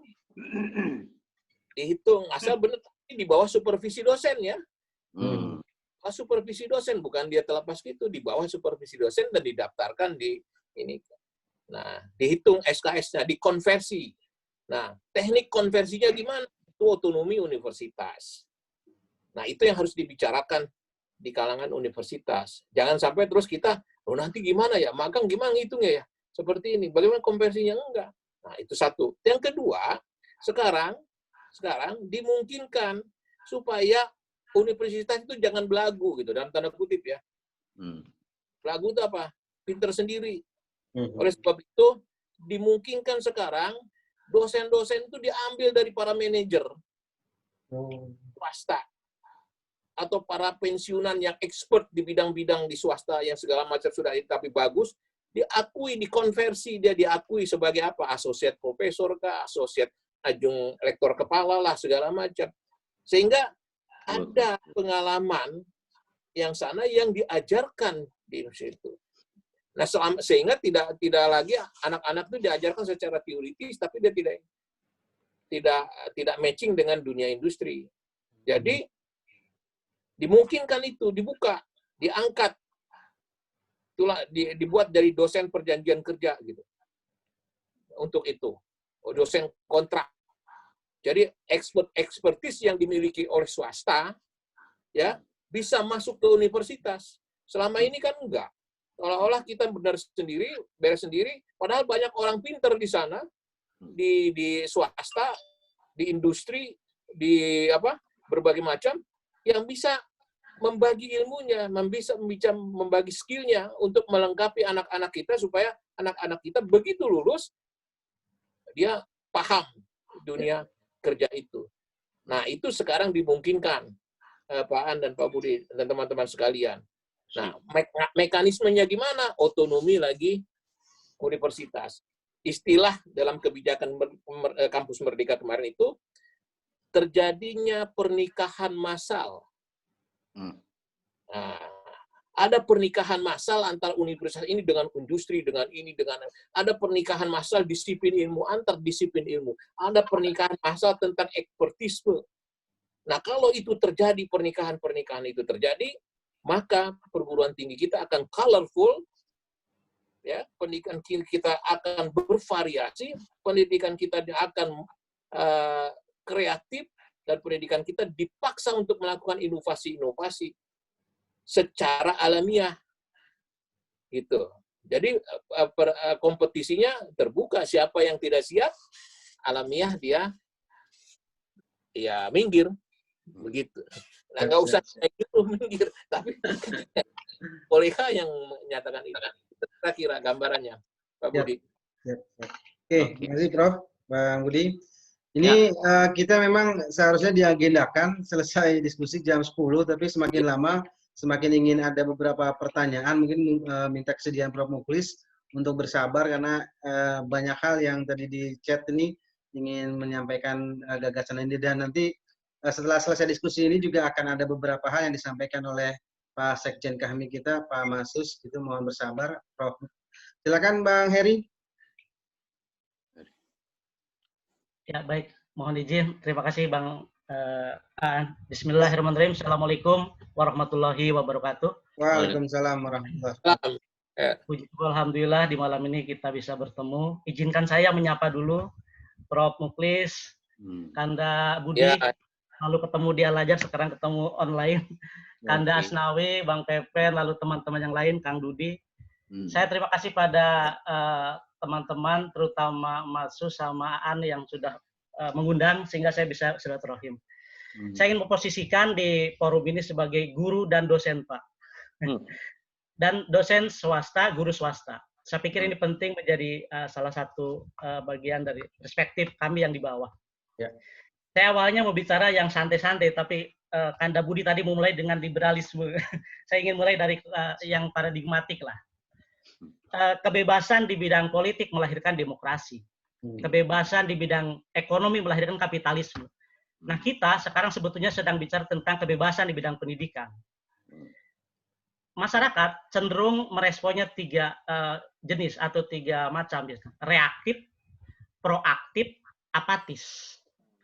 Saya sebagai guru 14 tahun di Al-Azhar dan dosen dari 2014, dosen tetap. Saya merasakan sekali bagaimana dinamika dan pasang surut persoalan-persoalan, lalu solusi-solusi yang ditawarkan baik oleh internal maupun eksternal ataupun pemerintahan. Nah, saya ingin mulai dari alur berpikir dan alur penyampaian dari keynote speaker tadi, Prof. Muklis. Ada 7 poin yang tadi yang menarik itu. Tadi diantaranya berbicara tentang pembiayaan anggaran, lalu blueprint, lalu tentang SDM dan lain-lain itu ya, yang ada saya catat ini. Nah, saya ingin mulai dari cerita, Pak, kalau boleh, karena kita tidak mungkin memahami satu persoalan tanpa memahami denyut nadi kebatinan. Hari ini lembaga regulasi kita mirip dengan zaman Daud Yusuf, PDK. Sekarang juga PDK, yaitu Pendidikan dan Kebudayaan. Ada satu cerita, mohon izin. Zaman Daud Yusuf ini mengawali pemerintah kepemimpinan jadi di PDK, dia menggunakan satu kebijakan yang sangat bersentuhan dengan kondisi hari ini tentang libur Ramadan. Ini menarik, tahun 78. Mungkin Kanda Asnawi, Kanda Budi sama Prof. Muklis lebih tahu. Disitulah persoalan bagaimana tarik-menarik tentang paradigma sekularisme di bidang pendidikan. Apa yang reasoning yang diberikan? Waktu itu argumentasi dari MUI, Majelis Ulama, libur Ramadan itu sudah dari dulu, ini adalah tradisi umat Islam dan ini memberikan kebaikan untuk pendidikan karakter anak-anak di rumah. Sedangkan Daud Yusuf dan tanda kutip, tadi disebutkan juga rektor kita ya, Pak Winarno dan lain-lain, itu punya paradigma yang lain termasuk kampus UI. Dan juga beberapa PTK, bahwa ini adalah warisan Belanda, kan gitu, yang harus dihilangkan. Bahwa Belanda itu sengaja membuat libur biar umat Islam belajar, karena mayoritas penduduk kita adalah Muslim. Ini menarik ini. Kalau kita ditarik kepada pernyataan Kanda Budi terkait liberalisme tadi dan kebijakan terbaru tentang sekarang merdeka dalam belajar. Menarik. Nah, saya ingin memposisikan ketika yang praktisnya di kampus terkait anggaran, Prof. Ini menarik dan nanti akan ada tanggapan, ada pertanyaan. Pertama, tanggapan dulu. Bagi kami di kampus swasta, sumber dana utama adalah dari mahasiswa. Input kami dari orang tua mahasiswa. Untuk di sekolah, ya orang tua murid. Sehingga kami menjelang tahun ajaran baru, persoalannya itu adalah juga tadi bagaimana kita mandiri secara pembiayaan. Karena dari pemerintah kan hanya stimulus. Nggak tahu, untuk formula sekarang mungkin Kang Dudi lebih paham. Untuk swasta seperti apa? Ini pertanyaan kami nanti. Untuk Prof sama untuk Mas Dodi. Bagaimana formula sekolah-sekolah swasta, institusi swasta terkait kebijakan merdeka dalam belajar ini. Saya lanjutkan. Lalu kita bagaimana meresponnya? Ketika ada proaktif, ada reaktif, ada apatis. Kami Al-Azhar proaktif. Kenapa? Kami mempunyai prinsip bahwa kita sudah punya modal teologis. Al-Quran. Ar-Rodu ayat 11. Allah tidak akan merubah nasib suatu kaum kalau bukan kaum itu yang merubahnya. Dan kita sebagai sekolah swasta, kampus swasta, kebetulan saya diamanahi di struktural, harus jadi bagian solusi. Ya. Dan mungkin ini betul yang mengkonfirmasi Prof. Muklis. Kita dilatih di organisasi, jangan reaktif, harus proaktif. Mari kita menjadi bagian dari solusi. Jadi kampus kami langsung mengadakan kebijakan setiap Selasa ada knowledge management. Rapat dengan semua lapisan dari karyawan tukang sapu sampai ke rektor. Bagaimana merespon kebijakan pemerintah tentang merdeka dalam belajar. Sebagai informasi, kebetulan rektor kami juga Ahmi, Prof. Asep itu. Jadi luar biasa. Itu. Jadi meresponnya dengan proaktif. Lalu persoalan yang kedua, bahwa kita juga punya modal sosial ya, contoh Rasul. Kita kan kalau mendidik itu ya tidak hanya pintar secara berpikiran, tapi juga hatinya. Ketika kita bicara pikir dan rasa, jadilah akal. Itu yang kita sentuh. Jadi sebetulnya ini kepentingan umat Islam dan kesempatan umat Islam, apalagi kita KAHMI dan HMI, harus ikut ambil bagian, saya sepakat di sini. Tawarkan solusi-solusi terkait paradigmatik itu. Lalu saya sebetulnya banyak hal, tapi karena waktu terbatas, mungkin saya ringkas saja dengan satu pertanyaan, Prof.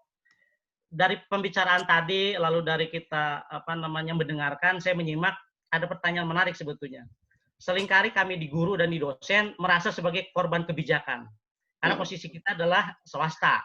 Dan itu saya pikir salah, tidak sepenuhnya juga benar ya gitu. Nah, kami ingin mendapatkan pencerahan dari Prof. Bagaimana tentang perasaan kami di guru dan di dosen ini swasta khususnya. Lalu yang kedua terkait formula anggaran tadi, mungkin pelapon anggaran. Bagaimana kebijakan dengan menteri baru ini terhadap swasta, Prof? Itu aja mungkin. Terima kasih. Mohon maaf tidak terstruktur karena saking senangnya bisa bergabung. Mudah-mudahan ini bukan yang akhir, tapi akan ada lanjutannya. Akhirul kalam, wassalamualaikum warahmatullahi wabarakatuh. Waalaikumsalam warahmatullahi wabarakatuh. Pak Heri, pertanyaannya menarik. Saya mau masuk lagi bagaimana nasib swasta. Justru sekarang swasta didorong lebar-lebar untuk menjadi hebat. Sehingga swasta yang tidak hebat tutup sendiri. Nah, gitu artinya. Seleksi alam. Ya gitu.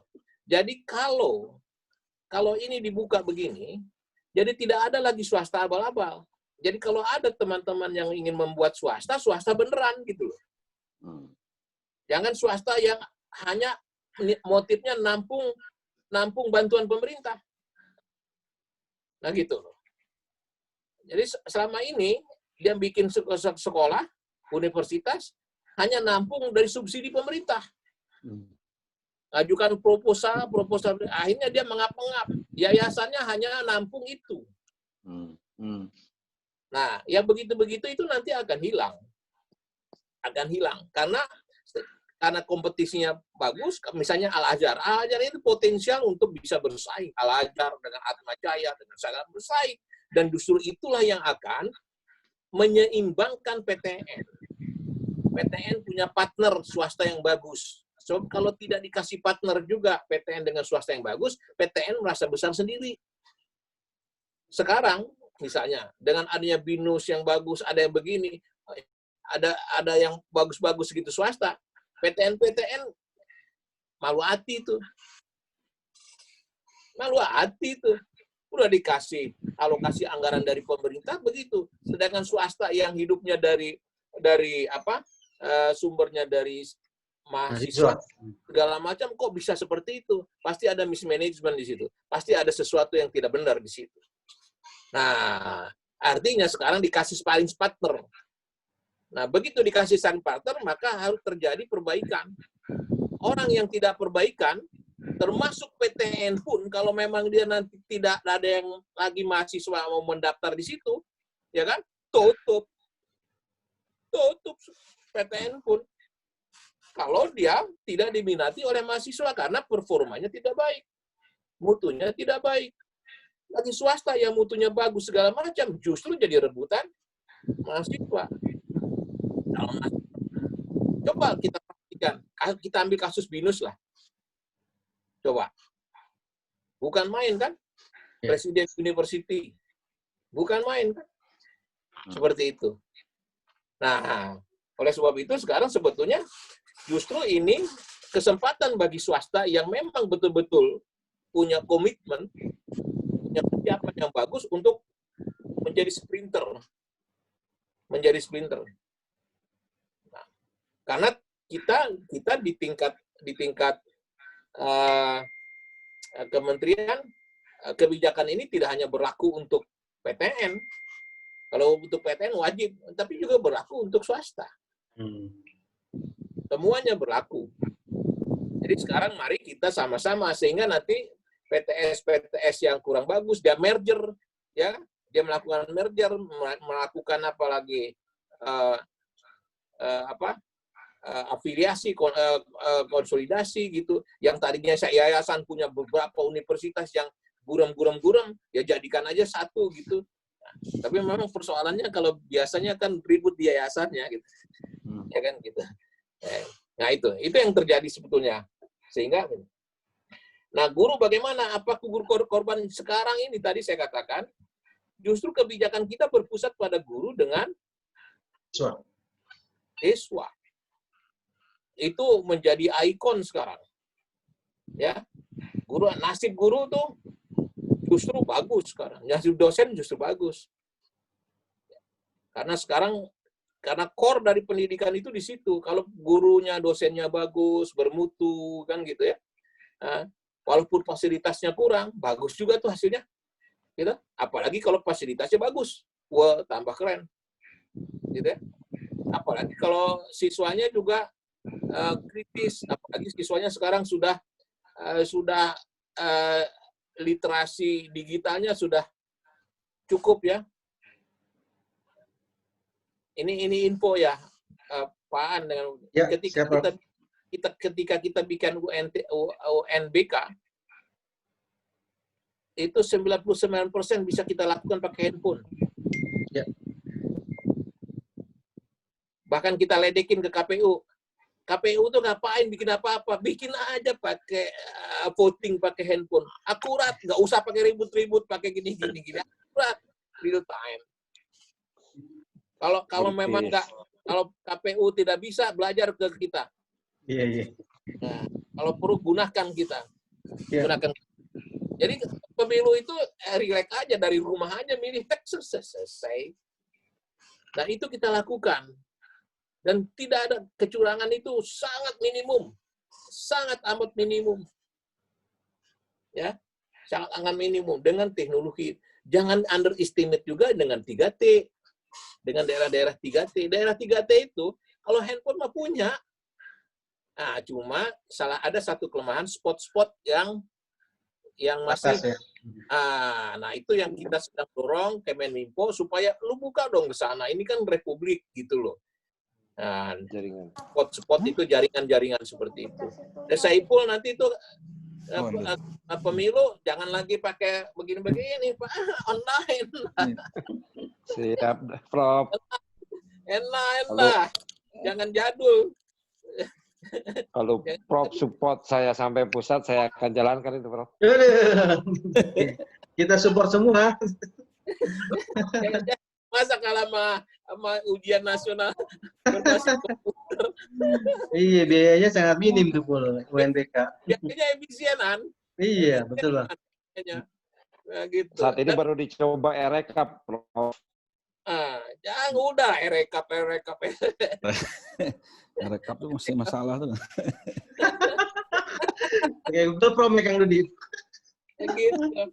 Nah, itulah kira-kira. Jadi nasib siap, guru siap. akan bagus lah, Pak Heri. Baik, terima kasih Prof. Makasih. Ya, terima kasih Prof. Ini tidak terasa waktunya, sudah pas jam 10.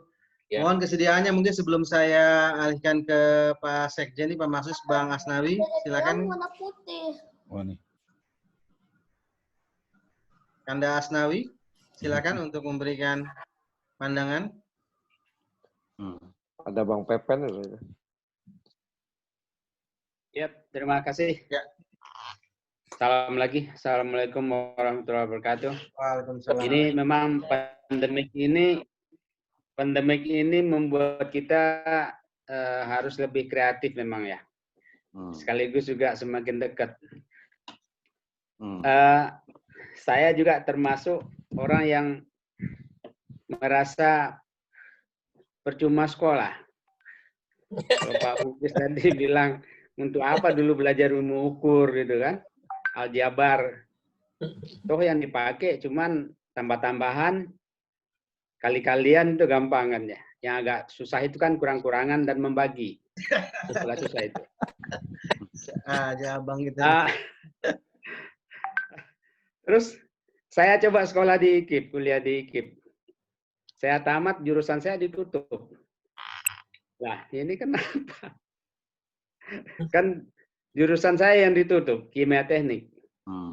Karena makanya ketika sudah jadi sarjana IKIP, jurusannya ditutup. Ini saya nggak mau lagi jadi guru gitu kan. Akhirnya saya menerapkan yang tambah-tambahan, kurang-kurangan, kali-kalian, sama bagian itu. Sehingga saya agak loncat-loncat ya, karena saya udah lama nih ninggalin soal bagaimana membangun manusia Indonesia ini. Tapi yang saya rasakan memang kita harus tampil beda, ya, harus kreatif, harus cepat merubah, karena apa yang kita pelajari dulu memang nggak nyambung dengan apa yang kita kerjakan. Ya. Makanya ketika anak-anak saya pergi mencari menyelesaikan S2, saya nggak bolehkan dia ke Inggris, saya nggak bolehkan dia ke Australia.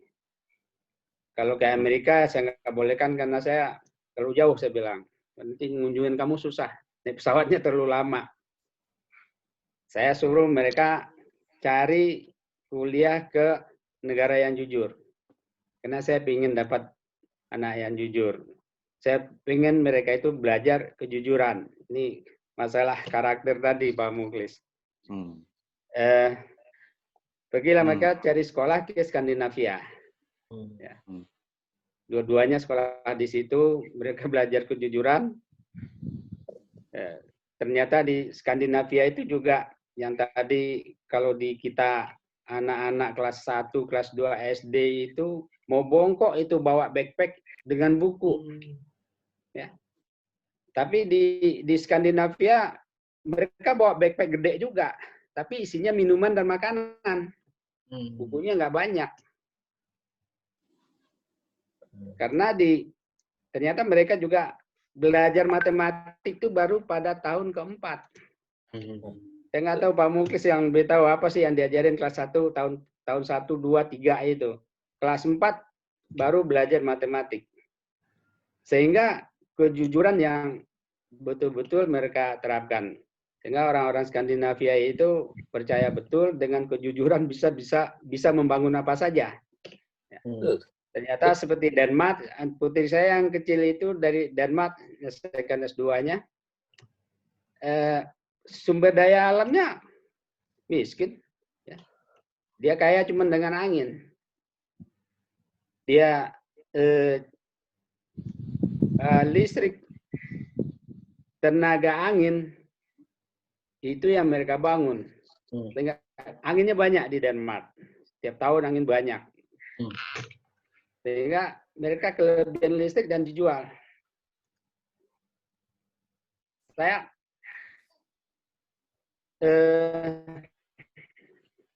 jadi saya pikir memang pandemi ini bisa merubah kita lebih cepat. Ya. Karena gaya hidup kita nanti akan berubah. Saya tidak tahu seperti apa nanti new normal itu. Ya. Karena memang banyak saya kira Pak Muklis yang tadi yang sampaikan memang harus kita berubah lebih cepat. Mungkin pemicunya nanti pandemik aja. Terima kasih. Segitu aja. Makasih. Assalamualaikum. Waalaikumsalam warahmatullahi wabarakatuh. Ya, itu dari Bang Asnawi mungkin penguatan dan pernyataan mengenai hal prioritas dalam pendidikan yaitu karakter, terutama kejujuran. Ya, mungkin Prof. Muklis menanggapi?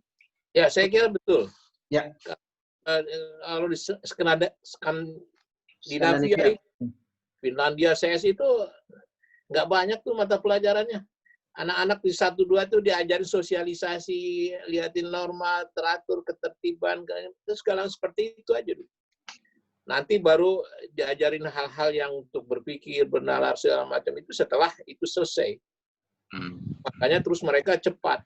Dan mata kuliahnya pun nggak seperti berbahasa ini. Dan mereka sekolah juga enjoy kok. Enjoy mereka ke sekolah itu menikmat. Jadi itu Pak Asnawi bersyukur sekali itu bisa putra-putri bisa sekolah di sekolah-sekolah yang seperti itu. Bagus sekali. Nah itu masuk dalam top ranking dunia itu. Dalam percontohan untuk sekolah-sekolah di dunia. Itu aja komentar saya. Dan kita akan masih jauh lah sampai situ. Tetapi kita harus mulai dari sekarang. Ya, walaupun memang masyarakat kita sangat plural,